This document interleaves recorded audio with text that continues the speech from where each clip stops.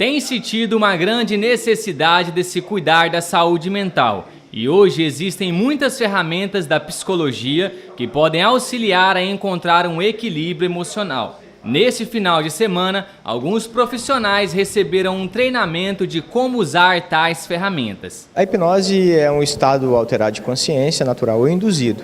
A hipnose acontece o tempo todo com todo mundo. A hipnose, no processo terapêutico, ela só catalisa o processo. Na verdade, a gente usa a hipnose junto a outras ferramentas, a outras técnicas de psicoterapia, e essas técnicas, junto com a hipnose, dão origem à hipnoterapia. Então, a hipnoterapia nada mais é do que a aplicação da hipnose junto a outras ferramentas, outras abordagens de psicoterapia, e isso dá origem ao que a gente chama hoje de hipnoterapia. Nada mais é do que isso. Em geral, com questões emocionais, né? Depressão, ansiedade, fibromialgia, pânico, fobias, e a gente utiliza no ambiente clínico essas ferramentas para ajudar o cliente a sair do estado de onde está e alcançar a mudança. A gente chama de mudança esse processo de transformação. Vale lembrar que a hipnoterapia, ela agrega, dentro do conceito de hipnoterapia, está agregado várias vertentes, várias linhas, por exemplo, da psicologia, da psicanálise, e a gente utiliza dessas ferramentas, dessas linhas, junto com a hipnose, para a gente poder levar esse resultado para esse cliente. Dulce Serraglio já está se especializando há um bom tempo com essa ferramenta e diz que vê os efeitos positivos em seus clientes. Eu trabalhava com a terapia Reiki e também com o Theta Healing. O Theta Healing, de certa forma, é uma terapia que trabalha muito a mente humana.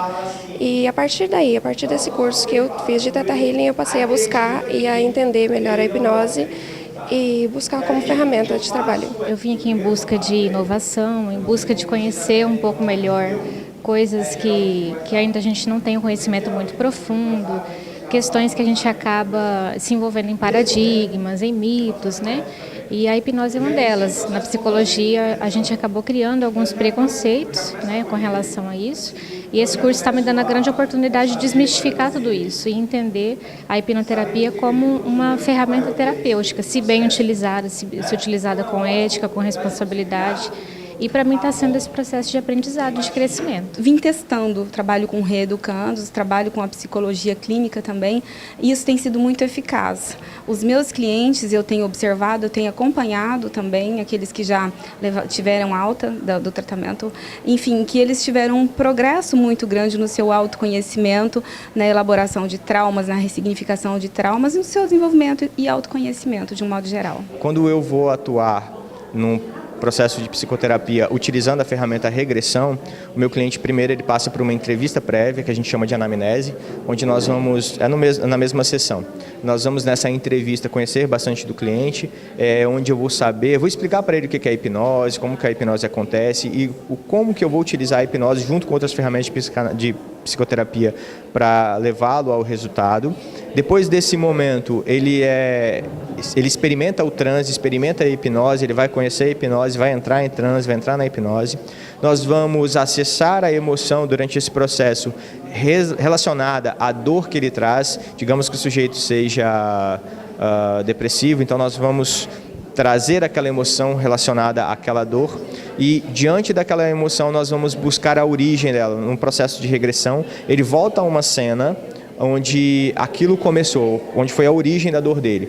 Nós chamamos isso de encontrar o ECI, o evento causador inicial. Encontrado o ECI, nós entramos com uma abordagem onde a gente ressignifica aquele momento, fazendo reprint, ressignificamos aquele momento, e quando aquele momento já não for mais importante para ele, o sujeito entender que aquilo ali não tem mais significado emocional, nós vamos buscando outros momentos, e depois que a gente ressignificar esses outros momentos, outras ferramentas terapêuticas vão sendo inseridas, dependendo da demanda, e ao final de 3, 4 horas, o processo está sendo encerrado e, em geral, com o sujeito livre da dor. É óbvio que o processo não acaba aí, nós temos outros encontros, temos acompanhamento com o cliente, mas a parte principal é essa. Kim, verdade ou mito, a pessoa quando está em transe, quando está no processo de hipnoterapia, ela faz coisas que ela não quer fazer ou ela é induzida a falar coisas que, segredos, coisas que ela não queria falar se ela tivesse assim, sem estado de transe? Bom, isso é normal a gente ouvir isso, né? Eu tenho medo de hipnose porque eu posso entrar, posso falar o que eu não quero, eu posso fazer o que eu não quero. E é um grande mito que foi trazido para a gente, principalmente pelo cinema, né? A cultura trouxe isso para a gente, mas isso não é verdade. A hipnose, o hipnoterapeuta ou o hipnólogo não tem o poder de dominar a mente de ninguém. Isso é impossível de se fazer. Muita gente acha que estar em hipnose é perder o controle. E estar em hipnose é justamente o contrário. Estar em hipnose é estar no controle. E tem gente que acha que nunca entrou em hipnose. Quem conhece sabe que entra em hipnose o tempo todo. Alguma vez, você que está assistindo, talvez tenha feito algo, tenha comprado alguma coisa que nem queria, de repente chegou em casa e falou, pô... Provavelmente você sofreu um processo, passou por um processo de convencimento, ainda que sem querer, e depois você pode ter se arrependido daquilo. Naquele momento você quis aquele objeto, e depois você falou, para quê? Não faz sentido. Mas você foi convencido por alguém que às vezes sem experiência, sem saber o que estava fazendo, a comprar aquilo. Agora, nesse caso sim, você acaba fazendo algo que não era aquilo que você desejava. Beleza. Mas se for algo que vai de encontro à sua moral, por exemplo, o sujeito te hipnotiza e pede para que você tire a própria vida, isso nunca vai acontecer. Ou que você conte um segredo que é algo que você não faz bem a você. Você não vai contar. O que acontece nesse momento é que existe um mecanismo na nossa mente, que é um mecanismo de autoproteção. Então, quando o sujeito se vê em perigo, porque você não está inconsciente em hipnose, ok? Você está hiperconsciente, é diferente. Quando você se vê em perigo, essa hiperconsciência te alerta, ativa esse sistema de autoproteção e automaticamente você rejeita aquela sugestão e sai do transe. Basicamente assim.